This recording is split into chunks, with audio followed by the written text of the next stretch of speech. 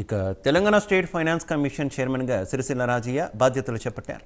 ఎర్రమంజిల్లోని commission కార్యాలయంలో రాజయ్య బాధ్యతలు తీసుకున్నారు. గ్రామ పంచాయతీలు ఆర్థికంగా బలోపేతం కావాలని రాజీవ్ గాంధీ ఫైనాన్స్ కమిషన్స్ ఏర్పాటు చేశారని రాజయ్య అన్నారు. గత ప్రభుత్వం ఫైనాన్స్ కమిషన్ను నిర్వీర్యం చేసిందని మండిపడ్డారు. నిధులు లేక గ్రామ పంచాయతీలు, మున్సిపాలిటీలు విలవెల్లాడుతున్నాయని రాజయ్య ఆవేదన వ్యక్తం చేశారు.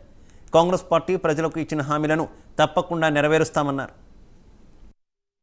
ప్రక్రియ ప్రజల వద్దకు చేరుతుంది.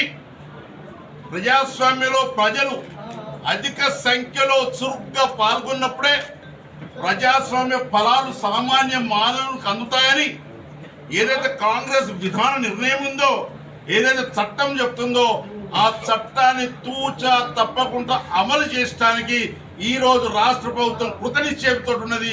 అందుకే ఈ రోజు ఫైనాన్స్ కమిషన్ ను ఏర్పాటు చేయడం జరిగింది అనేటువంటి మాట సందర్భం తెలియజేస్తాను.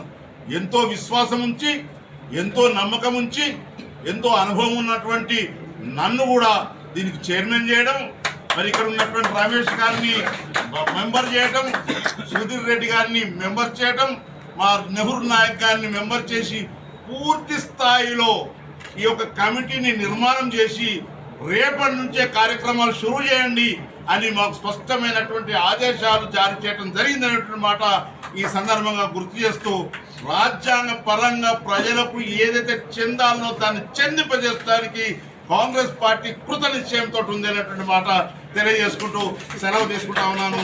ధన్యవాదాలు.